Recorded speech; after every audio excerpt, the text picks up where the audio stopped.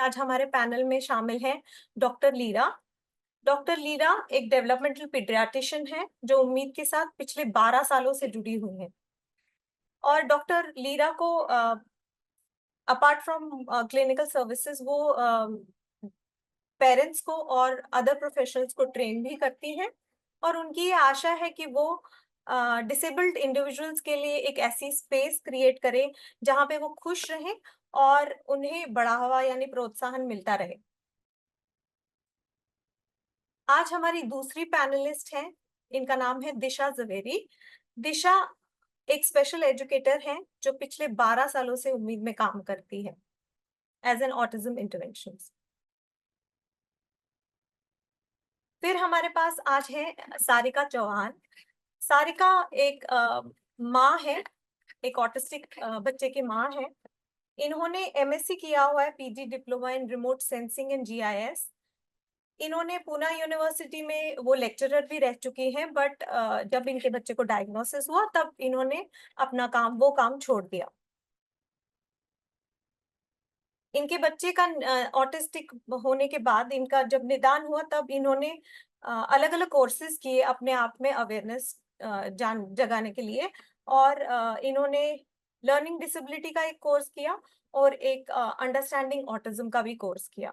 अभी ये उड़ान थेरेपी सेंटर जो थाने में स्थित है वहां पे काम करती हैं।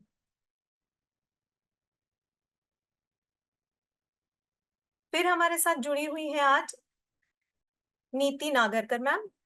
नीति Nagarkar ma'am early childhood educator and teacher trainer हैं। वो पिछले 2 दशकों से इस काम में इन्वॉल्व हैं।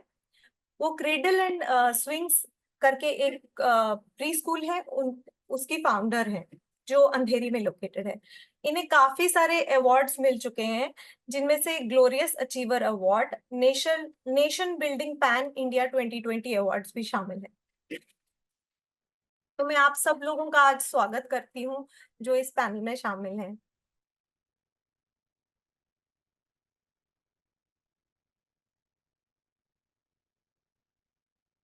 अभी हम इस चर्चा में सबसे पहले मैं पूछना चाहूंगी डॉक्टर लीरा से। डॉक्टर लीरा, क्या आप हमें बता सकती हैं कि ऑटिज्म क्या है और उसके जो शुरुआती लक्षण हैं वो कैसे दिखते हैं, और माता पिता को किन किन चीजों का ध्यान रखना चाहिए शुरुआती दौर में? Thank you, Shalini, for the warm and lovely introduction and welcoming all of you here. Um, जैसे आपने पूछा शालिनी और हम चर्चा करें ऑटिज्म के बारे में। ऑटिज्म एक न्यूरो डेवलपमेंटल कंडीशन है। हम न्यूरो मतलब ब्रेन को रिलेटेड है, और डेवलपमेंटल क्योंकि वो विकास से संबंधित है।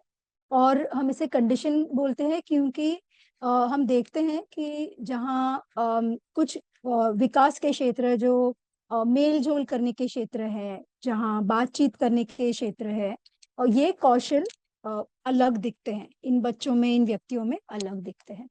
और हम इसे कंडीशन क्यों बोल रहे हैं, क्योंकि हर व्यक्ति ऑटिज्म के कोई भी 2 व्यक्ति सिमिलर नहीं दिखते हैं, और ऑटिज्म के लक्षण अलग अलग एजेस में अलग अलग दिखते हैं। अभी अर्ली इयर्स में सबसे पहले फर्स्ट ईयर ऑफ लाइफ या फर्स्ट 2 इयर्स ऑफ लाइफ में आफ्टर द फर्स्ट बर्थडे हम कुछ डिफरेंसेस नोटिस करते हैं। और अक्सर पेरेंट्स जब हमारे पास आते हैं, पेरेंट्स बताते हैं कि वो नोटिस करते हैं कि बच्चों का खेल अलग है। मैं कोशिश करूंगी कि मैं हिंदी एंड इंग्लिश दोनों में बात करूं। मैं जब बोल रही थी neurodevelopmental condition, specifically social skills को related, related to social skills, related to communication, यहाँ पे डिफरेंसेस होते हैं या डिफिकल्टीज हम बोल सकते हैं। And in the first second year of life typically parents start noticing differences. And जब हम डिफरेंसेस बोलते हैं तो अक्सर पेरेंट्स को लगता है कि बच्चा हमारी बात पे ध्यान नहीं दे रहा, is not paying attention to what we are saying to him और her, he is not responding to his name when we call out, नाम पे इतना ध्यान नहीं दे रहा है। जब हम उसको देख के कुछ शेयर करते हैं, जब हम स्माइल करते हैं, बच्चा वैसे रिस्पॉन्ड नहीं कर रहा है। वो अपने आप में खेलने में ज्यादा एंजॉय करता है। ये कुछ हो सकते हैं लक्षण जो पेरेंट्स अक्सर नोटिस करते हैं। इसके अलावा काफी सारे बच्चों में हम देखते हैं कि स्पीच डिलेस हो सकते हैं। सो पेरेंट्स में ये हम कैसे देखते हैं कि बाकी बच्चे के विकास को जब हम कंपेयर करते हैं, तो we may often see that the speech is also delayed, but this is not necessary that every child will have a speech delay. अभी apart from basic differences in social communication, social skills, उनका खेल अलग दिख सकता है। So often parents बोलेंगे कि कुछ चीजें बहुत ज्यादा अट्रैक्ट होते हैं या बहुत एंजॉय करते हैं, फैसिनेटेड रहते हैं। कुछ बच्चे व्हीकल्स को लेके फैसिनेटेड हो सकते हैं, कुछ बच्चे कोई स्पेसिफिक टॉय को लेके वो चाहते हैं कि वो ही चीज के साथ वो खेले। एंड अक्सर पेरेंट्स नोटिस करते हैं ये शायद रिपीटेडली वो चीज के साथ वो कर रहे हैं। कुछ बच्चे रहते हैं जिन्हें कुछ सेंसरी, जैसे जो सेंसस से जो इंफॉर्मेशन मिलती है वो अलग तरीके से प्रोसेस करते हैं या अलग तरीके से महसूस करते हैं। तो कुछ चीजें उन्हें बहुत ज्यादा पसंद आती हैं या कुछ चीजें वो अवॉइड करते हैं। सो अक्सर हम पेरेंट्स को बोलते हैं पेरेंट्स की लाइट रिलेटेड टॉयज अच्छे लगते हैं, या सम चिल्ड्रन डोंट लाइक और get get upset with loud sounds, वो मे बी कान बंद कर रहे हैं। या many parents will say that children get attracted to it. So ये कुछ डिफरेंसेस हम नोटिस करते हैं। कुछ बच्चों में या कुछ व्यक्तियों में हम देखते हैं कि कुछ रेपिटेटिव बॉडी मूवमेंट्स हो सकते हैं, जैसे कि डोलना, जिसको हम बोलते हैं रॉकिंग हो गया, या कोई जब वो खुश है तो हैंड फ्लैपिंग। ये कुछ बिहेवियरल डिफरेंसेस है जो पेरेंट्स नोटिस कर सकते हैं फर्स्ट 2 इयर्स में।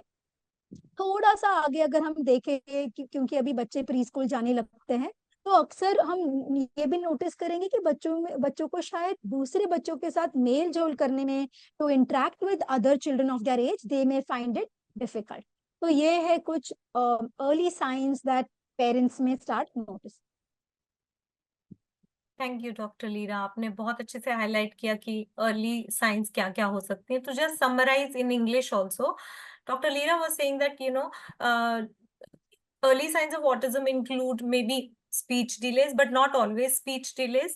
There are communication deficits for sure, but speech delay भी हो सकता है, और बहुत सारे लोगों में स्पीच डिले भी होता है। There are sensory issues like touch करने में या फिर साइट से रिलेटेड या साउंड से रिलेटेड या स्मेल से रिलेटेड कभी कभी हमारे बच्चों को हो जाती है दिक्कतें, जैसे कि टो वॉकिंग अक्सर देखा जाता है वेयर देर इज टच का कोई इशू हो, तो टो वॉकिंग बहुत सारे बच्चों में, जंपिंग रॉकिंग बहुत ज्यादा, बिकॉज उनको वो फीडबैक चाहिए होता है। ये सब इश्यूज दिखाई देते हैं। और उन्होंने ये भी बोला कि जब बच्चा थोड़ा सा बड़ा हो जाए, वो प्री स्कूल वगैरह में ज्वाइन करे, तो वहां पे हमें दिखने लग जाता है कि वो दूसरे बच्चों के साथ इतने अच्छे से इंटरेक्ट नहीं करता है। Communication with other children may not be as at par with other children. इसी से लेकर एक दूसरा सवाल है, क्योंकि हमने एक प्री स्कूल की बात की, तो मैं नीति मैम से पूछना चाहूंगी कि अक्सर बहुत सारे जो प्री स्कूल टीचर्स हैं, वहां से भी हम लोग को पता चलता है, वहां से भी हमें रेफरेंसेस आते हैं, और प्री स्कूल के ही टीचर्स होते हैं जो नोटिस करते हैं कि कुछ अलग है बच्चे में, वो बाकी बच्चों जैसा नहीं व्यवहार कर रहा है। तो आप माता पिता को इसके बारे में कैसे बताते हैं कि अब आप जाइए और इसकी जांच कराइए, क्योंकि ये थोड़ा कुछ अलग व्यवहार कर रहा है। तो और वो क्या चीजें हैं जो आपको ये बात समझने या सोचने पे मजबूर करती हैं कि हो सकता है कि इस बच्चे में कुछ डेवलपमेंटल डिले या डिफिकल्टीज हो? Okay, thank you, Shalini. And that is a good start which is given by Dr. Leera. I would take it little ahead जहाँ से आपने बताया था, like symptoms तो आपने बता दिए थे कि like 1-1.5 साल के बाद जो धीरे धीरे दिखने लगते हैं, और जैसे बच्चा प्री स्कूल में आता है थोड़ा सा और ज्यादा एविडेंट हो जाते हैं ये सिम्टम्स। और जब हम कुछ चीजें नोटिस करने लगते हैं typically in the pre school age, कि बच्चा आई कांटेक्ट करके बात नहीं करता, आप बच्चे को नाम से बुलाओ बच्चा शायद रिस्पॉन्ड नहीं करेगा आपको बार बार बुलाने पर भी, या कई बार ऐसे होता है कि बच्चे ने एक जगह पे बैठना नहीं है, पूरा टाइम क्लास में बस घूमते रहना है, घूमते रहना है, या किसी एक चीज which is like particularly with the string which I have observed with the children, they just want to keep hanging, rotating it all the time. Some और the other movement has to happen. Sensory चीजों को लेकर challenges होते हैं, particularly when we do some messy activities in the school, like जैसे it could be hand printing or the clay activity or the sand play. So जिसमें बच्चा participate करने को is not ready actually, but ज्यादा push करेंगे, थोड़ा जबरदस्ती आप करने जाओ, they don't like it and there is a huge tantrum. सो कई बार ये थोड़ा अनकंट्रोलेबल टैंट्रम हो जाता है बच्चे को. कभी कभी जब ज्यादा गुस्सा आ जाता है, then they try hurting themselves, like banging होगा, हैंड फ्लिपिंग होगा. So these are certain things which we notice, and that is the time we feel that maybe the child is facing some challenge, because we teachers are not authorized to label any child, and I would request all the teachers not to label any child. Let us have our observations. Important ये बात है as a pre school teacher हमारे लिए कि हम ये red flags को समझे और ग्रेजुअली जेंटली इसको पेरेंट्स के सामने हम पेश करें. सो पेरेंट्स को जब हम ये बताते हैं तो किस तरह से हमें इनसे बताना चाहिए, जो आज तक हम करते आए हैं पेरेंट्स के साथ. This is where one on one we do the meeting with the parents and we are just telling them that these are our observations. Before presenting our observations, we are asking some questions to the parents, like how is the child at home. कभी कभी ऐसे भी होता है कि school में हम English Hindi बोलना शुरू करें, बच्चे का मदर टंग अलग हो, शायद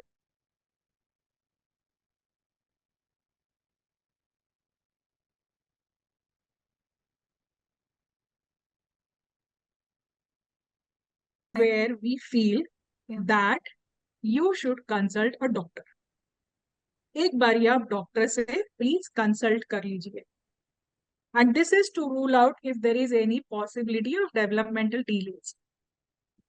So ये जब बात होती है, थोड़ा सा रादर नहीं, काफी ऐसे होता है कि एक्सेप्टेंस थोड़ा सा मुश्किल हो जाता है, because for any parent it is really difficult. तो कई बार हमें ये भी सुनने को मिलता है कि नहीं, इसके दादाजी भी लेट बात करे थे, चाचा ने भी लेट बोलना शुरू कर दिया था.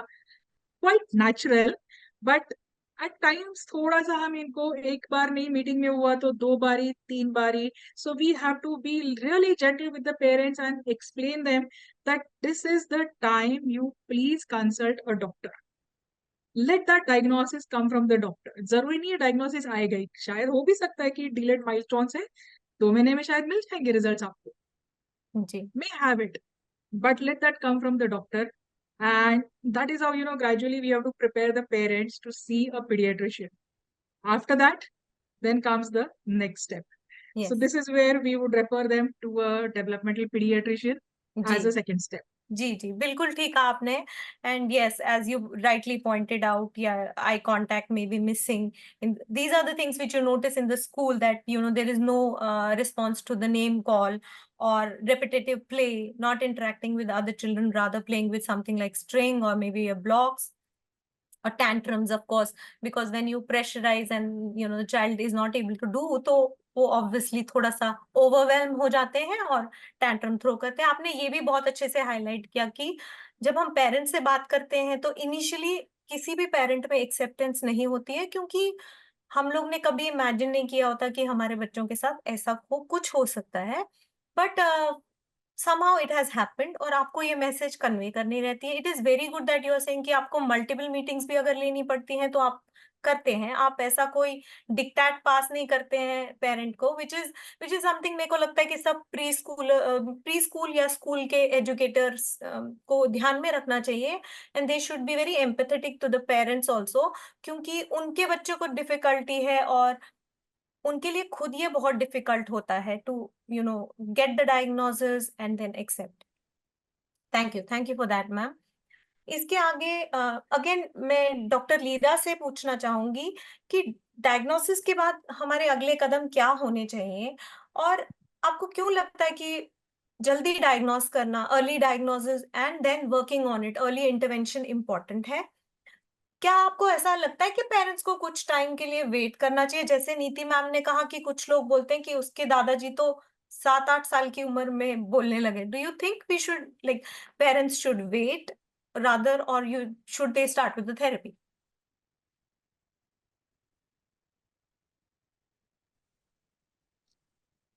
Thank you, Shalini, for the question. And I think important ये है जानना, so like thing जैसे आप बता रहे थे, and we firmly believe it जब शालिनी बोल रही थी कि पेरेंट्स अपने बच्चों को सबसे अच्छी तरह से जानते हैं. सो जब आप कंसर्न्ड है बच्चे के विकास को लेके, चाहे वो कोई भी चीज को लेके हो, I think सबसे पहले it is important to reach out to your trusted doctor. Take the step of reaching out to the doctor. Maybe if things are okay, they will reassure you. But I think it is important that we reach out and not keep waiting. And I'll come to that a little bit later, that what is the role of early intervention. So I think first step is to reach out. The second thing जो diagnosis को लेके है, that because it is a developmental condition, and I think the other thing I want to say is there is no blood test. कोई blood test नहीं है, कोई scan नहीं है जो autism को diagnosis करने में मदद करता है. So trained doctors होते हैं, developmental pediatricians, pediatric neurologists, psychiatrist जो चाइल्ड हेल्थ में काम करते हैं, वो आप जो इंफॉर्मेशन शेयर करते हैं, अगर आप प्री स्कूल टीचर्स की इंफॉर्मेशन है वो शेयर करते हैं, तो घर में और बाकी के वातावरण में बच्चा कैसे इंटरेक्ट करता है उसके बारे में इंफॉर्मेशन वो गैदर करते हैं, वो ऑब्जर्वेशंस करते हैं, और उसके ऊपर वो डायग्नोसिस ऑटिज्म का ऑफर करते हैं. अब आपका क्वेश्चन था about waiting. Now I know that diagnosis of autism is not easy, and as a parent it is a difficult journey. But I think important ये है कि आपने फर्स्ट स्टेप लिया है और आप बच्चे को ऑलरेडी अच्छी तरह से जानते हैं, एंड इसलिए आप सपोर्ट करने के लिए रेडी हैं. वो सबसे इम्पोर्टेंट स्ट्रेंथ है बच्चे के लिए कि आप सीख कर रहे हैं. अब important है early intervention. So the reason is that in the early years, जैसे हम देखते हैं बच्चे बहुत सारे skills pick up करते हैं. First 3-4 years of life में brain का development maximum speed से या गति से होता है. So rapidly growing. And हम देखते हैं जो बच्चा when he is born, he is lying down. By 1 year or 2 years he starts by the first birthday he's standing, he's walking and running. So बहुत गति से skills बढ़ते हैं. And जब हम वो skills को early intervention के through support करते हैं, जहाँ delays रहते हैं support करते हैं, वो एक अच्छा start देते हैं बच्चे के लिए, एक good start to obtain skills. और जब skills pick up करने लगते हैं बच्चे, तो उनका progress अच्छी गति से होने लगता है. एंड जब प्रोग्रेस रेगुलरली होता है इंटरवेंशन के थ्रू, उन्हें आगे के स्टेप्स के लिए, चाहे वो स्कूल हो, स्कूल में पार्टिसिपेशन हो, इंडिपेंडेंट बनने के लिए ये एक अच्छा स्टेप रहता है. दूसरा है कि जब हम अर्ली स्टार्ट करते हैं, पेरेंट्स को इन्वॉल्व करते हैं, तो it helps parents also to know what are ways to support the child. You already understand the child better, and what are some of the things we can do to make the environment supportive. So I think ये दो reasons है कि early intervention, whether we are ready for the diagnosis or no, but early intervention should start. या thank you doctor Leera. आपने बहुत अच्छे से highlight किया कि ब्रेन में सबसे ज्यादा डेवलपमेंट और रैपिड जो है स्किल लर्निंग होता है 3 to 4 ईयर की एज में, इसलिए अर्ली इंटरवेंशन का इम्पोर्टेंस बढ़ जाता है. और अर्ली इंटरवेंशन का इम्पोर्टेंस इसलिए भी है क्योंकि हम आगे की जिंदगी के लिए बच्चे को आगे के स्किल्स के लिए उसको तैयार कर रहे हैं, जैसे एजुकेशन हो गया या लाइफ स्किल्स हो गए. उन सब के लिए जो जरूरी है कि basic skills are in place, उसने वो सीख लिए हो ताकि वो आगे भी आगे बढ़ सकता है. आगे मेरा जो सवाल है सारिका से है, क्योंकि आप एक पेरेंट हैं, तो मैं आपसे पूछना चाहूंगी सारिका कि जब आपको डायग्नोसिस मिला कि आपके बच्चे को भी ऑटिज्म है, तो आपकी फीलिंग्स क्या थी, आपको कैसा लगा? Thank you Shalini. एक्चुअली जैसे डॉक्टर लीरा और नीति ने बोला, तो all those symptoms were there, not all but few were definitely there in my son. initially he was speaking, and then that regression happened. And I means in those days autism और ये सब diagnosis का मतलब condition का इतना awareness था नहीं. So first that when that regression happened, I felt something is missing with him, and why he's not, his age children has started speaking, and why he's not speaking now, talking now. So then we went to his his pediatrician. उन्होंने थोड़ा एक word use किया autism का, जो कि उन दिनों एक टेलीविजन सीरियल आता था जो जिसका प्रोमो फ्लैश होता था, तो I only myself knew कि something related to neurological condition है. So definitely then he connected me to doctor Vibha Krishnamurthy. तो उसके लिए बीच में 4 months गए. तो in that time, that period was very crucial for me.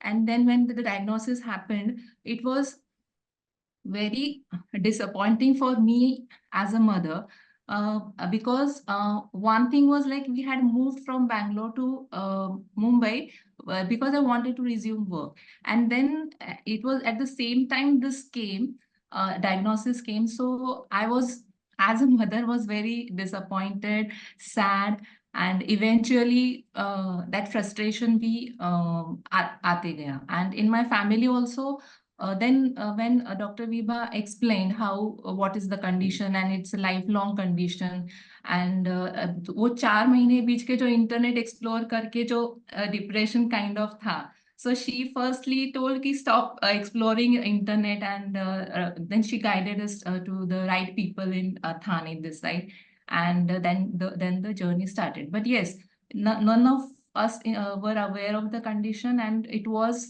difficult to accept the diagnosis, and it took years. Though we started the therapy, it took years for the acceptance. Thank you so much, Sarika, for sharing this insight.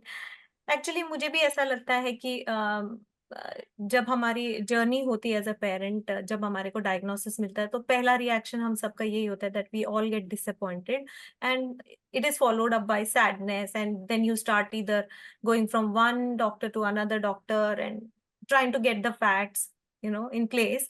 Once the fact seeps in, आपको पता चलता है कि नहीं यही है condition जो मेरे बच्चे की है, तो धीरे धीरे आपको कहीं ना कहीं फर्स्ट स्टेप टुवर्ड्स एक्सेप्टेंस हो जाता है. फ्रस्ट्रेशन फील करना सबके लिए नॉर्मल है, क्योंकि आपने ये एक्सेप्ट नहीं किया होता है, और सोशल प्रेशर्स की वजह से भी हम लोगों को डिप्रेशन वगैरह, डिसअपॉइंटमेंट आती है, जो बहुत नेचुरल है, और हमें इसका कोई डिनायल नहीं करना चाहिए एज अ पेरेंट. और बट ये भी है कि हमें एक्सेप्ट करना चाहिए अपने बच्चे को, क्योंकि बच्चे को अगर ये कंडीशन है तो हमें उसके ऊपर काम करना है, हमें उसकी सहायता करनी है to improve the life of a child. अभी हमने पता किया क्योंकि पहले डायग्नोस सिम्टम्स क्या है, डायग्नोसिस का स्कूलों से भी आता है, टीचर्स से भी आता है, कई कई बार तो पेरेंट्स खुद भी नोटिस करते हैं. अब हमारे बच्चे को अगर डायग्नोसिस हो चुका है तो हमें इंटरवेंशंस करने होते हैं. तो इसी बात को ध्यान में रखते हुए मैं दिशा से पूछना चाहूंगी कि कौन कौन सी ऐसी थेरेपीज हैं जो बच्चे को लेनी चाहिए, और यदि कोई बच्चा ऐसा है जिसके शहर में थेरेपीज नहीं है, क्योंकि इंडिया में ऐसी एरियाज भी हैं जहां आपके पास इतना रेडिली एक्सेसिबिलिटी नहीं है थेरेपीज, तो वो उनको क्या क्या करना चाहिए घर पे? बिल्कुल. So Shalini, thank you for the question. जैसे नीति मैम और डॉक्टर लीरा ने बताया दैट पहले हम देखते हैं बच्चे को कुछ डिफिकल्टीज होती है, एज पेरेंट्स वुड नो या स्कूल बताते हैं, और हम सबसे पहले इन डेवलपमेंटल पीडियाट्रिशियन के पास जाते हैं.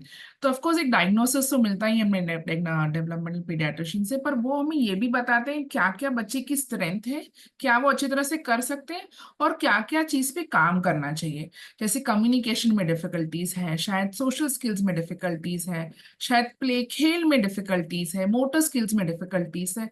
तो पहले तो हमें बताएंगे कौन सी चीजों में डिफिकल्टीज है और उसके लिए हमें क्या क्या थेरेपीज करनी होती है. तो ऐसा नहीं है कि जितनी भी थेरेपीज अवेलेबल है ऑटिज्म के लिए हमें हमारे बच्चे को सब करनी है. your doctor is the right person who will recommend the therapies. And right now मैं जो therapies बताती हूँ वो सारी therapies नहीं करनी है, मैं कुछ important therapies जो doctors recommend करते हैं उसके बारे में जानकारी बताऊंगी, but that might not apply, शायद वो आपके बच्चे के लिए काम नहीं आएगी. So the best thing is to go and visit your doctor. But just to talk about some important therapies, one of them is at Umeed and a lot of places we have something called as autism intervention therapy. Autism intervention therapy में हम बच्चे के communication जैसे संचार है उसके ऊपर काम करते हैं. काफी टाइम बच्चे हमें बताना चाहते हैं उन्हें क्या चाहिए, पर वो ठीक से बता नहीं सकते, इसलिए शायद बिहेवियर्स होते हैं या समझ नहीं पा रहे हम उनको क्या बोलते हैं.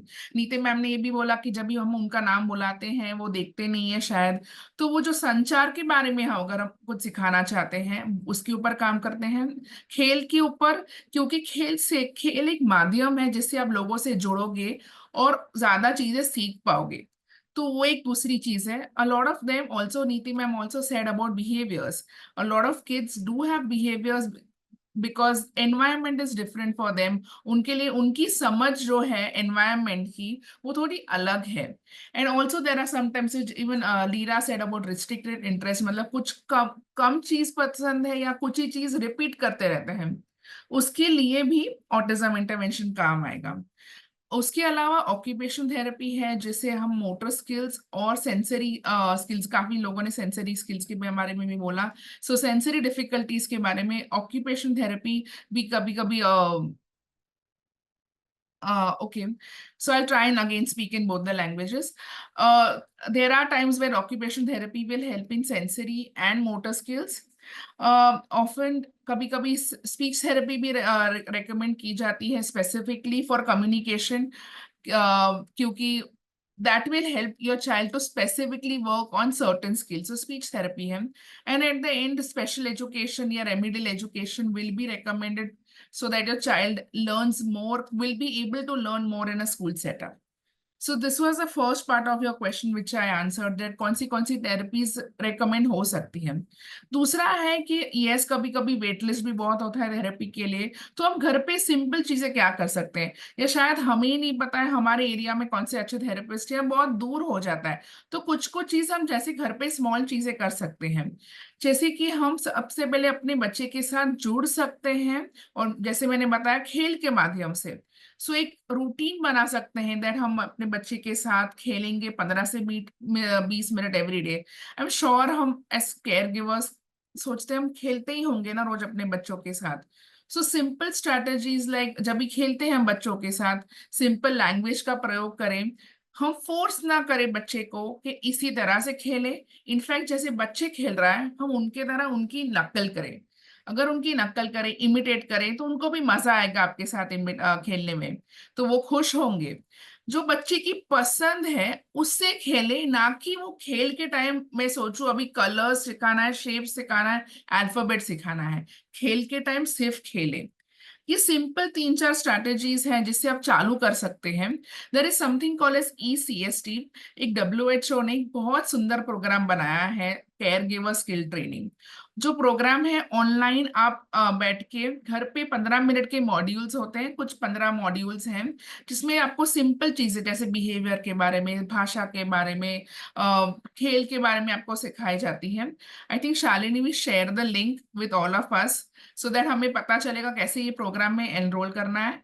This programme, this WHO programme is available in English, Hindi में भी अवेलेबल है और मराठी में भी अवेलेबल है. So this program will help us घर पे बैठ के at home only we can learn these skills, simple strategies which are there for early years of the child. Yes, thank you.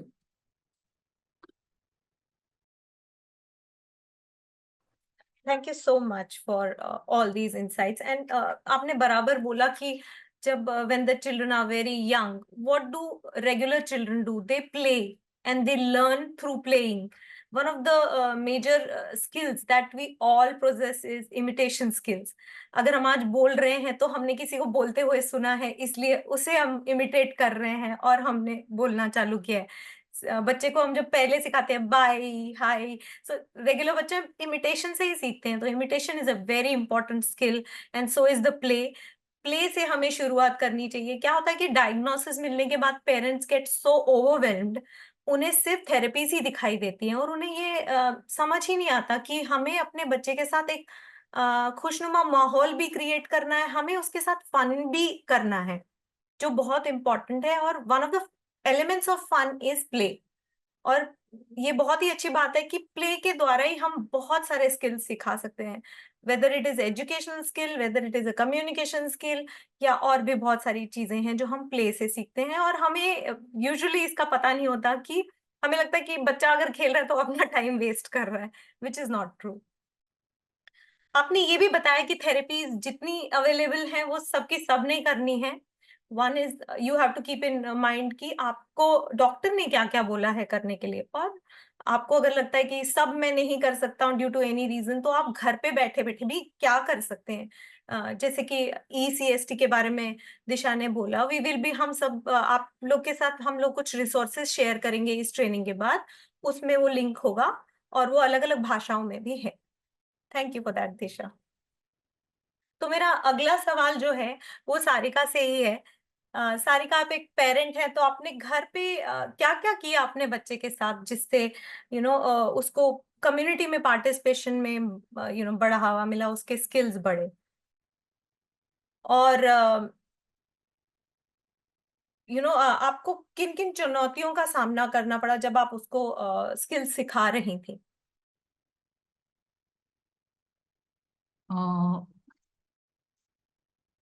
Okay, so initially it was very difficult, like because we don't know what is autism and then how therapy works, all this. So ये सब समझते समझते time भी निकल जाता है, and बच्चे अगर नहीं कुछ थेरेपी में स्लो जा रहे हैं, रिस्पॉन्स नहीं दे रहे हैं, तो it is very disappointing and at times frustrating also. But जैसे डायग्नोसिस के बाद मैंने जो ऑथेंटिक थेरेपीज जो दिशा मैम ने बोला अभी कि doctor Vibha connected us to people in Thane, and we were like taking speech therapy and occupational therapy initially, and काफी सालों तक वो थेरेपी लिया, and then our therapist only guided us to start with the special education because we were late, like they felt कि अभी तक आपने start क्यों नहीं किया, so that was another time, like we had really tough time with the academics part, and बाद में once we were like settled with the diagnosis, I understood what are his learning styles and all, then it became easier for me to present things to him where he could learn. तो अभी जैसे काफी with time then we did RDI also हमने किया, तो अलग अलग school of thoughts के अलग अलग थेरेपीज को समझ के उसको मैं कैसे हेल्प कर सकती हूँ, I have tried that, and he could progress with the started showing progress with the therapies. But जब मुश्किल होता था,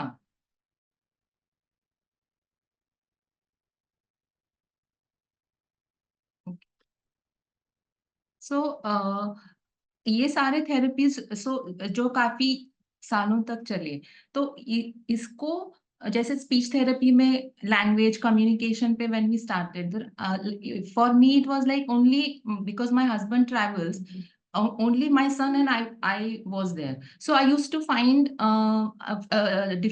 challenges like इतना सिखा के मैं इसको अभी कहाँ पे exposure कराऊं, and he will be like using whatever he has learned through therapies. So that was one challenging area for me, so I started thinking on different levels, like जैसे society में कोई functions होते थे, fun fair होता था, तो he was very small in those days, but I thought of putting his stall of vada pav, right? अभी तो वो बना लेता है because he is very good in cooking, ये सब चीजें, but those days I wanted to do something, and I told his means उसके स्कूल में उसके सर को मैंने बोला, तो he said he can serve vada pav. You can present him जो अपना चीजें होती है, left to right work system, all that. You can present him those things and he will serve. वो उठा के देगा नहीं, क्योंकि वो गिर जाएगा, सामने वाला पर्सन ले लेगा. So this way that was the first instance, like I started that, where our society people started to understand about our journey. पहले तो हम घर में अपना therapy, trying to settle with the diagnosis and all, but eventually it went this way कि ये first instance हुआ. And then कुछ साल meanwhile I did lot of मतलब see, I want to tell parents like कि ये therapies करते वक्त बाकी जैसे दिशा मैम, डॉक्टर लीरा, इन्होंने जो therapies के बताए हैं workshops and all other, ये करना बहुत जरूरी होता है, क्योंकि to understand what therapy is going on with your child, it helps the therapist to convey you things, क्योंकि आप जाके सब पढ़ नहीं सकते हो पूरा थेरेपी का. बट ये वर्कशॉप्स करने से आई ऑलवेज उम्मीद के सारे वर्कशॉप्स, एएफए के जो भी ऑफलाइन हुए हैं, I use to do and redo, means कितने सारे मैंने रीडू किए हैं ये workshop, because every time my son was in different age group, and these has helped me to understand his needs and the therapy going on. तो इसमें आगे चल के जैसे कम्युनिकेशन में उसने डेवलप किया, तो अभी मैं इसको कैसे यूज करूं, तो जैसे उसकी काफी स्किल्स भी बढ़ गए थे. तो देन वी स्टार्टेड, मतलब सोसाइटी में अवेयरनेस के लिए, देन 2-4 एग्जांपल्स बताना चाहूंगी. Like I was teaching, it was very difficult to teach him computers also. So somehow I could do that with the help of therapists. And then I started, I had a printer, laminator at home. So in society के group में मैंने message डाला कि I am teaching him computer skills, and if anyone needs print, some prints, xeroxes, and it was like it changed our life totally. Means taking such small steps to understand. मतलब एक और चीज था कि जो आटा चक्की होती है जो हम घर में यूज करते हैं, घर की आटा चक्की छोटी, मराठी में जिसको घर घंटी बोलते हैं, जिस आटा पीसने की, तो I wanted to buy that, and everyone in my family was no ऐसे. तो my only thing concern was जो लोग आए एवरी डे, एक तो पर्सन आए जिससे इसको अपॉर्चुनिटी मिले to communicate whatever skills he has learned. And I bought it, and there were like wonderful response कि friends आते थे, and it helped a lot to understand them. मतलब I remember each and every person who has come to meet him, आज मतलब उन्होंने एक ही बोला है कि जो पॉजिटिविटी आके यहाँ पे उससे बात करके, या फिर जो जिस तरीके से वो कोप अप कर रहा है मिलती है, which gives energy for them to work in their lives that way. So this is these are the things कि मैंने कभी ऐसे, वो बोलता है ना एप्रीहेंशन, कि ये नहीं मैं करूंगी, या फिर ये लोग क्या सोचेंगे कि वो आटा पीस रहा है, या फिर दैट वे, तो ये मैंने कभी अप्रीहेंशन रखा नहीं, बिकॉज मेरा पर्पस अलग था कि we should get that opportunity, I should get that motivation, like whatever skills I am working on. फिर मनी स्किल्स आए उसके, तो exchange of money, self-regulation, pura everything. Because for me it was difficult to go to different places to manifest all these therapy में सीखा हुआ. So I tried, and it was like a wonderful means journey. Yeah, thank you so much for sharing these beautiful stories of yours, especially wo vada pav stall ki, and then printer. I mean, these are the stories which are very empowering and gives positive perspective to the parents that they can also achieve something, and this also creates inclusiveness in the society. आपने उसकी और भी एक कदम बढ़ाया है और अपनी ओर से जागरूकता पैदा की है सोसाइटी में. I also like the fact that आपने बहुत बार सेशंस अटेंड किए हैं different, so that you could gain knowledge, because and एक बार नहीं, कई बार एक ही सेशन रिपीट किया. I can totally relate to that. And Also that you tailored the therapies around the strength of your child based on the needs of your child. और हम सबको ये ध्यान में रखना चाहिए कि हमारे बच्चे की क्या स्ट्रेंथ है और उसकी क्या नीड्स हैं। जैसे दिशा ने भी बोला कि स्ट्रेंथ बेस्ड अप्रोच होना चाहिए कि हमारा बच्चे का सबसे उसको क्या अच्छा लगता है, वो क्या इजीली कर पाता है, वहां से शुरुआत होनी चाहिए towards a little challenging task. Again मैं दिशा से पूछना चाहूंगी कि दिशा इस थेरेपी की जर्नी बिकॉज कई बार ये बहुत लंबी भी हो जाती है और कई बार कैसा होता है ना कि थेरेपीज का रिजल्ट बहुत स्लोली आता है, तो parents want quick results because it involves a lot of energy and lot of resources are utilised and anxiety अलग होता है हम पेरेंट्स का। तो how do you motivate and how do you tell parents to continue with the therapy despite the results being slow? Correct, Shalini. I think it's, yeah, kabhi the results of therapy are different for every child. But before that, I do want to acknowledge that it takes a lot of effort for parents to take their child for therapy. It बहुत दूर भी हो सकता है, expensive भी हो सकता है, तो आपको बहुत सारे resources limited है और बहुत सारी चीजें करनी है. It might be difficult. इसीलिए घर पे भी it's not that the therapist can only work with your child. Important ये है दैट आप घर पे भी काम करें अपने बच्चों के साथ, work with your child at home. It's not that 1 or 2 hours of therapy is enough or not, or should I send my child every day, all 7 days. It's how important it is that आप घर पे कितनी बार अपने बच्चों के साथ काम करते हैं. If you are consistent every day अगर हम काम करें, the results would be better. Also, one thing is that every child learns in a different way. So I don't think we are competing that इसका result ज्यादा अच्छा है, इसका नहीं. हमारे बच्चे की, सब बच्चों की एक स्ट्रेंथ होती है. अगर हम फिर से मैं एम्फसाइज करना चाहती हूँ, if we take the strengths and work with them. जैसे कुछ बच्चे विजुअल से बहुत अच्छा सीखते हैं, चित्र की मदद से. अगर हम उनको चित्र की मदद से सिखाएंगे तो विजुअल से शायद वो ज्यादा अच्छी तरह से समझ पाएंगे. ना कि मुझे लगता है बच्चे को नहीं वर्बली ही समझना चाहिए. अगर मैं उसी चीज को इंसिस्ट करूंगी तो शायद रिजल्ट स्लो आएंगे. So look what works for your child. Take help from your therapist. Therapist आपका एक मेंटर जैसा होगा जो बताएगा आपको कि आपके बच्चे की ये स्ट्रेंथ्स है, चलो हम ये चीजें ट्राई करते हैं, और वो आपको दिखाएंगे थेरेपी रूम में कैसे ये चीजें कर सकते हैं. पर ये इंपॉर्टेंट है आप ये चीजें घर पे करो, पार्क में जब भी जाते हो तभी करो, स्कूल में जब ये टीचर्स को बताओ ये स्ट्रैटेजीज जो है अगर हम यूज करेंगे तो इससे ज्यादा फर्क आएगा. अगर हम सब मिलके एज अ टीम वर्क करें बच्चे के साथ, और ना ही एक्सपेक्ट करें कि बच्चा रिजल्ट करे, पर हम ये करें कि चलो हम सब मिलके बच्चे की मदद करें, that will help the child to learn things better. So results or outcome, पर let's work on child's learning and help the child to learn things better and integrate and be independent. Yes, thank you for all this. And yes, you correctly highlighted that हमको बच्चे के साथ घर पे भी काम करना. थेरेपी में वो 1 घंटा बिताता है, हमारे साथ वो बहुत सारे घंटे बिताता है. तो थेरेपी के प्रिंसिपल्स को आपको सीखना है as a parent in the therapy room.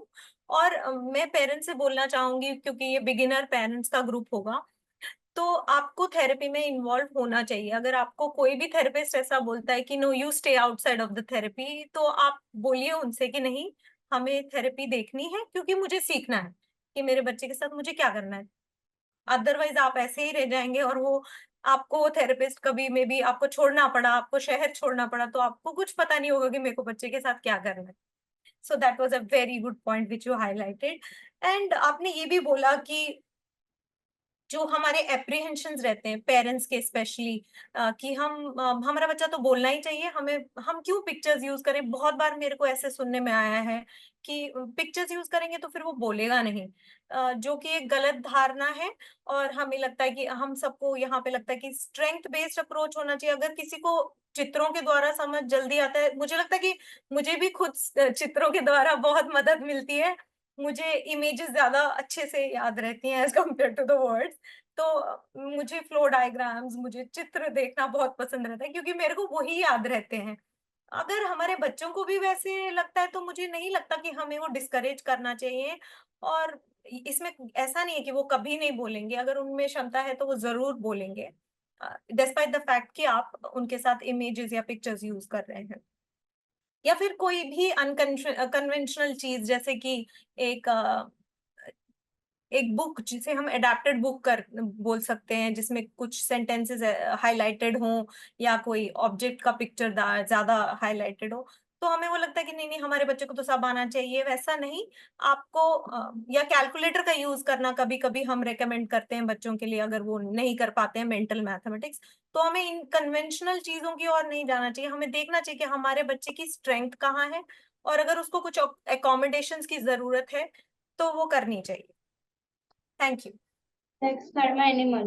Animals, Can, vehicles, flowers, and can you fruits. Shalini, can you there's a please? request, Yes. or if you can summarize in English, Okay, one yes. parent has requested. Okay, I will try to summarize in English. So Disha was speaking that about the fact that we should also learn the skills, therapy skills, and practice them at home. Because it's very important to learn the skills from the therapist and do it at home, because you spend much of the time with your child at home. And we should not have apprehensions against using, say, for example, pictures to help our child learn a skill. Just because we want our children to speak and to write, we should not discard visuals as a system of learning. છે આ બેમાં giraffe અને snake. Excuse me, I think somebody is not on mute. Can you please all keep your microphones on mute, because disturb ho raha hai and we are not able to hear the conversations. Thank you. Okay, तो सारिका, मैं आपसे भी पूछना चाहूंगी, I like to ask you कि has this happened to you that you did not see results in certain therapies, but you thought that yes, this is going to be useful. So how did you manage to keep your morale up and still work on that? Yes, Shalini. Initially जब ऐसे एक period आता है कि एक तो समझ में नहीं आ रहा है कि थेरेपी क्या हो रही है, या फिर स्लो कुछ रिजल्ट्स नहीं आ रहे हैं। तो ये ऐसा दौर, ये my son is now he will turn 16, तो ये 13-14 साल में बहुत बार ये दौर आया, और उसमें डेफिनेटली इनिशियल पहले का पर्सपेक्टिव अलग था, अभी का पर्सपेक्टिव अलग है। उस वक्त फ्रस्ट्रेशन ही आता था कि क्या है, ये है वो है, बट विथ टाइम जो ट्रेनिंग लिए और थेरेपी समझी, तो समझ में आया कि थेरेपिस्ट का स्ट्रैटेजी उसको हेल्प नहीं कर रहा है। ऐसे नहीं है कि the therapist is not helping him. तो that educating myself helped me to understand the therapy, to be on same page while discussing. And जब नहीं आता था रिजल्ट्स इनिशियल डेज में, तो ऑफ कोर्स बहुत डिसअपॉइंटिंग, बहुत कुछ ऐसे लगता था, but with journey I have understood. मतलब someone, I remember someone, my therapist only had told me, other therapist, की may be there is some time to understand, like so there are different avenues you have to explore for your son. Other strategies, जैसे आपने PECS का बोला शालिनी, कि I was also one of those की नहीं बोलना चाहिए, पेक्स का इंपॉर्टेंस मुझे समझ में नहीं आता था। But I tell you Shalini, जब समझ में आया तो that was a boom for him. पहले मतलब अभी वो विदाउट पिक्चर्स बोल लेता है, बट जर्नी तो वहीं से स्टार्ट हुई कि we using PECS, and today like today also I use PECS for him for different, but अलग तरीके से लिखा हुआ वगैरह ऑल दैट। बट अभी मतलब जब भी ये रोड ब्लॉक आया है, I have seen myself that way कि may be I have to change the therapy, और may be there are other things now I have to think of which will help him, ना कि मैं down हो जाऊं कि यार नहीं हो रहा है ऐसे। whenever it's a roadblock, there is something you have to learn to move ahead. वो कभी भी ऐसे नहीं कि अभी खत्म हो गया, कुछ नहीं हो गया ऐसे। So definitely that approach today also I feel, क्योंकि now he is in the teenage, तो काफी सारे every day it's a learning, ऐसे लगता है कि हाँ अभी पता है, फिर सारे नॉलेज गायब हो जाते हैं। Then I fortunately therapist are in, और मतलब any time I ask them help, they are there, those who are training him, they help us to overcome whatever situation we are in. So it's there, like time आता है, but everything is workable if you understand the therapy, you understand learning style of your child, and Yes. you present him things the way he learns. Yes, yes. Again, Sarika is also highlighting that you have to have a strength-based approach. Give your child therapies based on the strength-based approach. What works for your child, what is easier for your child is what she's recommending. She's also saying that in case the therapies, you feel sometimes the therapies are not giving results. One is that you have to learn more about the therapies. Why of the therapy is very important. Why are we doing a certain thing? You know, if a therapist is saying that your child needs to jump on the trampoline for a certain period of time, you need to understand what is the logic behind it. Why are we doing it? Is it necessary? Then you'll understand that whether it is useful for your child, it is really going to help him or not. Again, reassess your therapies if they are not working, based on the fact that because you know the child well, you know the environment in which the child is at home, and you know the strengths, and discuss it again with your therapist. Have faith in your therapist and your doctor. And it is a team approach. She said that everyone is involved, and parent is the very important aspect of the therapy. So parent has to reassess again and talk to all of the people who are involved. And yes, keep assessing and keep updating yourself with the knowledge. Okay, one more question to you, Disha. What is it that we can do beyond therapies that will help our child, apart from therapies, in his overall development, his or her overall development? Sure so जब भी हमें autism का diagnosis मिलता है, हमें लगता है हर minute हमें बच्चे को कुछ सिखाना है, तो एक भी मिनट वेस्ट नहीं करना चाहिए। इसमें हम भूल जाते हैं दैट हमने सिलेक्ट इसलिए किया था पेरेंट बनना, बिकॉज हमें पेरेंट बच्चे के साथ जुड़ना था, मजे करने थे, टू हैव फन, ये हम भूल जाते हैं। So remember that apart from therapy and school, also to have fun with your child. That is something which is very important. Fun can look different for different kids. ऐसा नहीं है कि बच्चे को खाली टॉयज के साथ ही, पर्टिकुलर म्यूजिकल टॉयज के साथ ही खेलना है। As we have seen, every child is unique, और जो बच्चे को पसंद है उस हिसाब से हम फन करेंगे, ना कि हमें जो लगता है। तो जो हमें और बच्चे को दोनों को पसंद है उस हिसाब से हम फन करेंगे।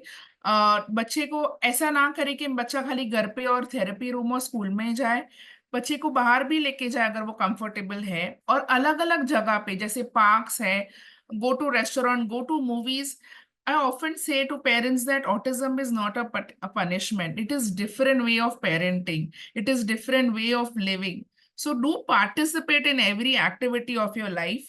You do have to make accommodations. मतलब हमें चीजें शायद चेंज भी करनी होगी, but do participate in other things. Then make sure that हम बच्चे को इंडिपेंडेंट बनाएं।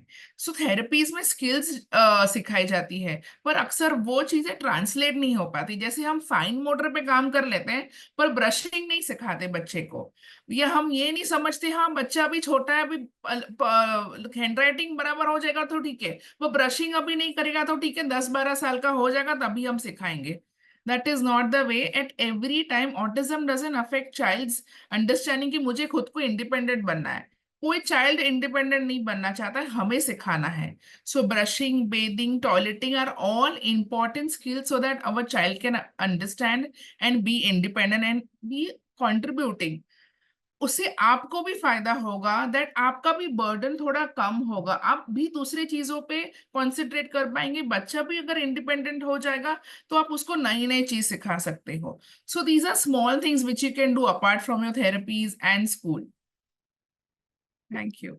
Yes, thank you, Disha. This is very important because आपने बिल्कुल ठीक बोला। जैसे डायग्नोसिस मिलता है तो हम लोग की रेस चालू हो जाती है कि हमें ये सिखाना है, हमें वो सिखाना है। ऑफ कोर्स सिखाना बहुत कुछ रहता है और टाइम हमारे पास कम रहता है। We always want that we have lots to teach to our children and we have less time. But what Disha is pointing out, that as parents, we chose to be parents because we wanted to have fun with our children. We have wanted to have a family which would be happy. So this happiness component somehow gets lost in this autism diagnosis and this journey. We have to remind ourselves that we need to have fun with our child also. That way, the child will also be happy and will learn, a happy child will learn easily, may want to learn more skills also. Also, she is saying that, we should participate in almost every social engagement. Like you should go to parks, you should watch cinema, you should go to social events. Yes, you will have to make some accommodations according to the needs of your child, but do not keep yourself at home, and because it's not a punishment to be a family who has a kid with autism. Lead your life as normal as possible. So because you want your child to lead a normal life, try and lead a life which is near normal with certain accommodations made as per the need of your family and your child. अभी मैं वापस सारिका से पूछना चाहूंगी कि जैसे आपने बताया सारिका कि आपने तो बहुत अच्छे से सोशल एंगेजमेंट्स के बारे में बताया, आपने बताया कि आपने कैसे अवेयरनेस क्रिएट किया अपने बच्चे को लेकर, उसे कैसे शामिल किया। तो आप सोशल इवेंट्स में भी लेके जाती थी अपने बच्चे को, वो अगर आप थोड़ा सा हमें बताएंगी तो अच्छा रहेगा। Social events in what sense, Shalini? Yeah, any social event, like any function which is outside, taking your child to the park, taking your child to cinema, any social activity. Yeah, park में इतना मुझे possible नहीं होता था, but I have always taken him outside for movies, on the beaches, for any function in the family, a wedding and all. That I have always taken taken him along with me. And in society, like if any birthday parties, if कुछ अलग दूसरे programs है, whatever invitation I used to get, he was always with me. Sometimes it was like only ladies का program है, but वो बड़ा भी हो गया तो he was with me, and everyone knew how the ways to interact with him, so nobody minded that with that he being around.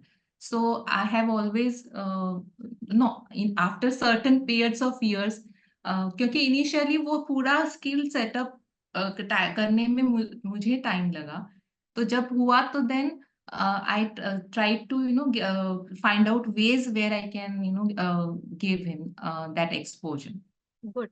Yeah, so that's what we want to highlight to the parents, that yes, find out opportunities. Maybe park नहीं ले जा सकती थी तो कहीं और ले गई, which is where he can get exposure to the social community.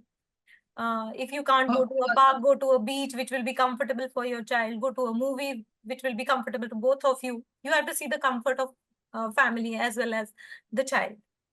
Thank you for sharing, Sarika. नीति मैम, आपसे हम पूछना चाहेंगे कि जब एक बार डायग्नोसिस हो जाता है और स्कूल के साथ साझा किया जाता है, कभी तो आप रेकमेंड करती है, पर कई बार आपको पता चलता होगा कि किसी को ऑटिज्म का डायग्नोसिस मिलता है, तो आप ये कैसे इंश्योर करती हैं कि वो जो बच्चा है उसकी पार्टिसिपेशन स्कूल में अच्छे से हो जाए, और आप उसके लिए क्या क्या कुछ एकोमोडेशंस करती हैं, या अगर आप कुछ बेस्ट प्रैक्टिसेस हमारे साथ शेयर करें जो स्कूल्स में हो सकती हैं? Yeah, sure. That's a real good question. And this is where actually practically doable things that we can do in the classroom, that a few things that I would like to share. Typically in our education system, what we say is, if the child doesn't learn the way I teach, it is important for me to learn his way of learning. Because as we discussed earlier, I mean, the 2 or 3 panelists you mentioned about different ways of learner. You can have different types of learner. It could be auditory learner, it could be a visual learner, it could be a kinesthetic learner. So it is important as a teacher for me to understand the type of learner that I'm dealing with. ये सबसे पहली बात होगी। दूसरी और सबसे important बात मैं इसको बोलूंगी, equally important बात as point number 1 कि as a teacher, एक regular child and a special need child में I don't want to differentiate when it comes to learning, because दोनों को same concept सीखना है. 2 + 2 is 4 for everybody. So if I am teaching 2 plus 2 to a regular child in a certain way, the autistic child or any other special need child may require some different manipulative. अगर एक बच्चा मेरा एक बार दो बार समझा बस सिखाने से सीख रहा है, this child may require 5, 6, 7 repetitions. It's fine. So it's important for us as the teachers to have that patience that we deal with. Understand the diagnosis which is given by the doctor to us. Get in touch with the parents and the therapist so we all work in coordination. So जैसे कि दिशा ने अभी कहा था कि therapist कुछ अपने को स्ट्रेटेजीज दे रहा है, उसको हम प्रैक्टिकली कैसे इम्प्लीमेंट करेंगे ये समझना बहुत जरूरी है. So it is important that we all work in coordination. दूसरी बात ये हम करते हैं हमारे स्कूल में पर्टिकुलरली बिकॉज आजकल इंक्लूसिव सेटअप आप बहुत सुनते हो. So inclusive setup doesn't mean कि आपने बच्चे को स्कूल में ले लिया है. दैट इज माय अंडरस्टैंडिंग कि 1 घंटा बच्चा रेगुलर बच्चों के साथ बैठ गया, then you pull him out of the class and then take in the other room and teach. I don't call this as inclusion. You know, if you're including the child into the classroom, let the child be in the classroom. But yes, what we try and do at our center is we set a routine for a child. Because attention span is short, so we need to give them the frequent breaks. Plus, we understand what exactly the child likes and what the child dislikes. जैसे कि एक बच्चा हमारे पास आता है school में अभी, he loves to write with a pencil जिसके ऊपर फुटबॉल के पिक्चर्स है. So whenever the writing part has to happen, just you give him that football pencil, he is happy doing it. If I give the crayon, the child doesn't want to do. So if the child likes that, provide that. And that is easily available in the school. We don't demand anything extra. Apart from this, for the more of, you can say, the academic purpose, we can always take the help from the shadow teacher. We can take help from the special educator, and we can devise the IEP, which we call it as individualized education plan, as per the child's need. And particularly at our center, we have now started a new program called Get Ready to School, wherein we have got 4 autistic children, and the idea is to accommodate them gradually into the regular stream.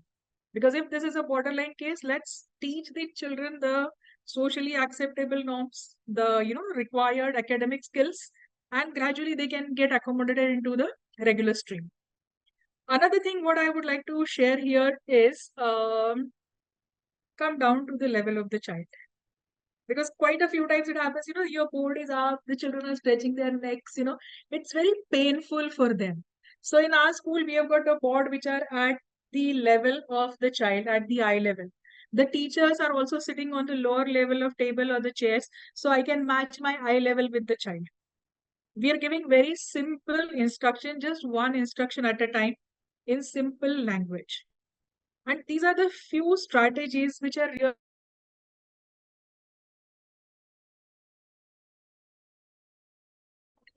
Sorry. Yeah, we lost. Sorry. Now, yeah, the most important thing I feel is that we work in coordination. So whatever we are doing in school, we share that with the parents so we can have the reinforcement happening from home as well.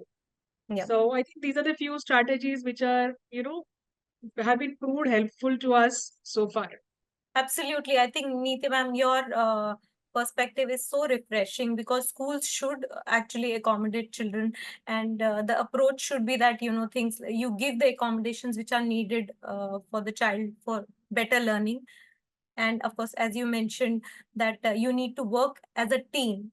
You should take in consultations with the therapist as well as family, so that you work as a team, what are the strengths of the child, and based on that you devise a curriculum. As you correctly said that एक IEP हम design करते हैं, वो individualised educational programme होता है, तो उसमें सब चीजें शामिल नहीं होंगी, मे बी कुछ चीजें शामिल होंगी जो वो बच्चा कर सकता है, उसे सिखाई जा सकती हैं, तो उसके ऊपर काम किया जा सकता है ताकि उसकी स्किल बिल्डिंग हो सके और धीरे धीरे उसको एक मेन स्ट्रीम स्कूल में लाने की कोशिश की जा सकती है, which is such a refreshing perspective from somebody who's running a mainstream school. And we would like ki more of people like you should come up and think like this and have an approach where they want to integrate our children in the mainstream schooling, because I feel that it is beneficial both ways.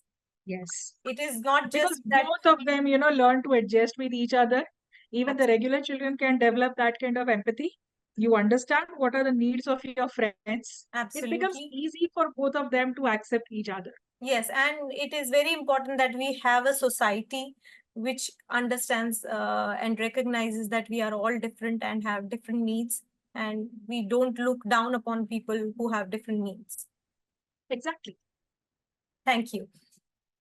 So, Abhi ne, after such a long discussion, which was so fruitful, I feel, we got to know about how, what are the signs of autism, what are the early intervention strategies and all.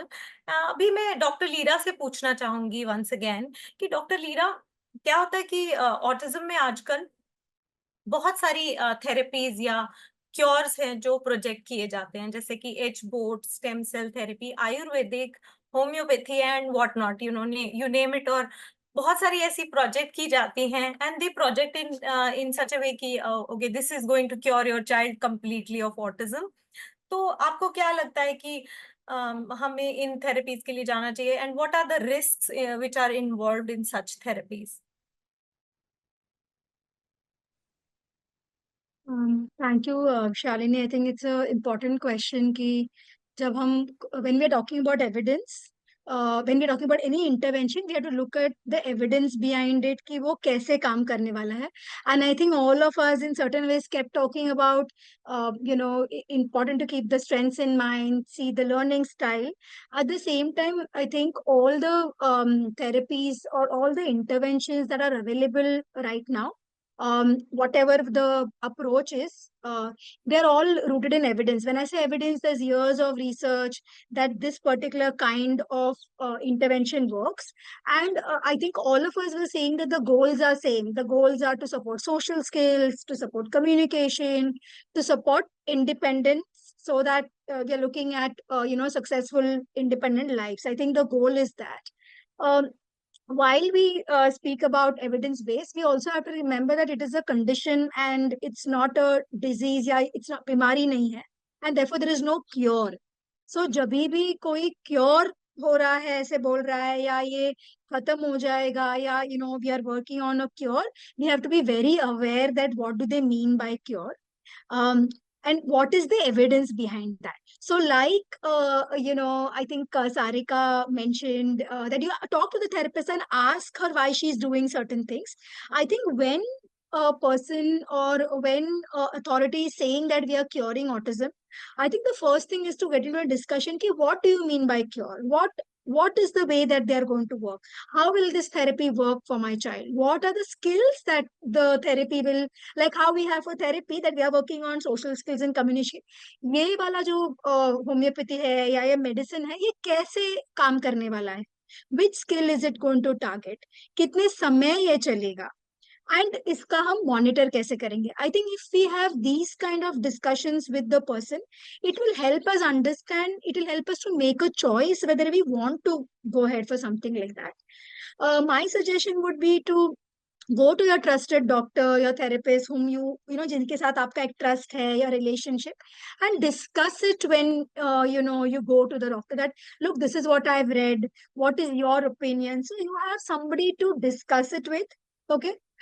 Another thing I think, when I spoke about the effects. कि ये, how will this treatment, what it will work on, what skill it will work on. I think it is very important to remember that कभी भी कुछ हम जब invasive, when we are trying to do something which is, जब हम दवाई ले रहे हैं या कुछ इंट्रावेनस जैसे स्टेम सेल है या ऐसे कुछ है, बहुत सारी रिस्क फैक्टर्स होते हैं. There are many risk factors. We need to also be aware of the risk factors. And if we are aware of it, then it will help us to make independent decisions. So I know as a parent, you are the one, आप है जो decision लेंगे. But if you discuss it with everyone and you take a decision, it will help you. The other important thing is, even if you choose that I want to try something, okay, keep a watch on what you're going to monitor. कितने समय तक आप try करने वाले हैं. So if you want to try a certain diet or if you want to try something, remember evidence नहीं है. and maybe certain set को help कर रहा है, but we don't know how it is helping. But important is how long are you going to do it? What is the time frame that you are going to use it? कौन से skills आप देखने वाले हो कि हम किस पे काम कर रहे हैं, वो कैसे monitor करने वाले? I think अगर ये चीजें हम याद रखेंगे, and कुछ harmful है क्या? That is the last thing. That is it going to have any untoward side effects? So ये अगर हम याद रखेंगे, then I think हमारे लिए थोड़ा decision making will become easy. Absolutely. Thank you for such useful insight. And I think, yeah, Dr. Leera said that, as rightly said, that if we want to go for such therapies, we have to make an informed decision. We have to research about the therapies. What are they going to work on? Which deficits or which skill set will it enhance? And what is the time frame that the therapy or the cure will, take, and how long will it take? And apart from it, what I would add as a parent is that कि आपको इसका भी ध्यान रखना चाहिए कि how much it is going to affect your finances, because we require that in the longer term. And also, as Dr. Leera said, whether it is an invasive procedure or non-invasive, you have to be invasive. मतलब किसी कुछ चीज inject करना, कोई type का दवाई देना. तो अगर कुछ इंजेक्ट हो रहा है, कोई इंजेक्शन लग रहा है, कोई कुछ ब्लड निकाल रहे हैं या बोन मैरो निकाल रहे हैं, तो उसका इम्पैक्ट आपके बच्चे, वो बेचारा बच्चा छोटा होता है, वो खुद के लिए तो नहीं बोल सकता कि मेरे साथ ऐसा मत करो. तो इन सब चीजों को प्लीज आप ध्यान में रखिए कि हमारे बच्चे जो हैं गिनी पिग्स नहीं है. Unless and until we are very sure that we want to go for it, despite the fact कि अच्छा ठीक है, वर्क करेगा, नहीं करेगा, वो आपकी खुद की चॉइस है.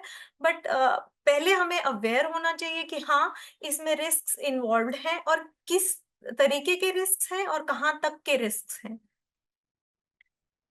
अभी सब पैनलिस्ट्स में ऐसे मैं एक छोटा सा ब्रीफ एक क्वेश्चन पूछना चाहूंगी. सभी अगर हमें बताएं कि आप लोग खुद क्या देना चाहेंगे मैसेज, जो भी पेरेंट्स हैं उनके लिए, फैमिलीज हैं जो जिनका में भी अभी डायग्नोसिस हुआ है. So we'll start with doctor lira.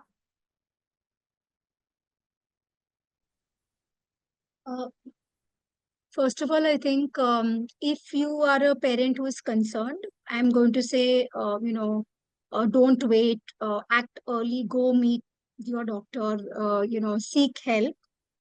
That's one thing I would like to say. The second thing is that early intervention has outcomes. It will take some time, but reach out and continue. And one more thing is look after your own mental health. And I think that message has been coming, but I just would like to say that look after your health too while you're trying to seek support for your child. Yeah, thank you, Dr. Leera. And दिशा, अगर आप कुछ add करना चाहेंगे इसमें. सो या similar things जो मैंने बताई थी, प्रैक्टिस थिंग्स एट होम, जो आपके थेरेपिस्ट बोलेंगे, प्रैक्टिस करें, कंसिस्टेंटली करें. आई नो कभी कभी लगता है चेंजेस नहीं दिख रहे हैं, पर अगर कंसिस्टेंटली करेंगे तो हमें चेंजेस दिखेंगे. And the most important thing which even Neera highlighted was एक सपोर्ट सिस्टम करें. हेल्प मांगना बुरी चीज नहीं है, so please ask help and create a ecosystem around you which will help you to go through with this journey. Yeah. Thank you. Yes, very, very useful. And we are, it is such a useful tip for all of the parents. नीति ma'am, आप कुछ कहना चाहेंगी हम सब के लिए? Yeah. Once the diagnosis is done, it's important that we have the acceptance. It's easier said than done. I can understand that. Another thing I would like to just add on here is with whatever teachers are conveying to you, it is out of concern. It is not to criticize a child. This is with the intention to help the child. As far as possible, we will continue to have the child in the inclusive setup. But if required, if we feel that it is the necessity that the child should go to a special school, so please do not hesitate. Because maybe you can have the better learning out over there, which you may not get in a regular stream, because those are the needs which can get satisfied out over there. So Yes, very true. let's be open to that and have each other's opinion very, very positively. We can always work as a team. Yes, I think it's very important to understand that yes, we need to include, and we want our children to be included in the mainstream schooling. But at the same time, if they are not learning, if they are finding it really challenging, we need to assess the schooling again, and we need to change our thinking and be not very hesitant to go and move on to a special school if needed.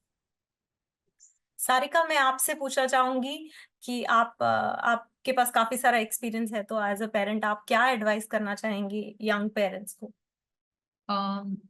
अब सबसे पहला मेरा advice ये रहेगा, get trained, be aware of the therapies, मतलब training, मतलब therapist नहीं, therapist नहीं बनना है, to understand the therapy you should be aware of whatever therapy you are taking, like Dr. Leera also said कि होम्योपैथी भी है तो क्या है, कैसे करेगा, वैसे अदर स्कूलों। तो फर्स्ट थिंग तो get training of training. Secondly, be patient and supportive towards your child. It's a long journey and definitely, but it's a wonderful journey. थोड़ा अलग है, whatever थेरेपी का जो है वो लाइफस्टाइल में अगर हम बनाएंगे अपनी, क्योंकि पहले की लाइफस्टाइल अलग होती है, बाद में की अलग होती है, तो वो ट्रांसिशन में आने के लिए टाइम लगता है डिनायल की वजह से। Once truly if you understand and इतना समझो कि मैं अपना लाइफस्टाइल ही बना दूंगी ये थेरेपी जो भी है चीजों को लेके, तो ज्यादा मुश्किल नहीं होती है। एंड सोशल कनेक्ट बहुत जरूरी है, जैसे दिशा मैम ने बोला, it to have that, it's very important to have those people around you and develop hobbies. तो Yeah. वो बहुत जरूरी है, that is like it you need that, मतलब the one who Yes. is working with the child, with the family also, that family time, hobbies होना, me time होना बहुत जरूरी है, and enjoy the journey, that I would say it's a Yes. journey, a different journey, enjoy, be happy, that's Yes.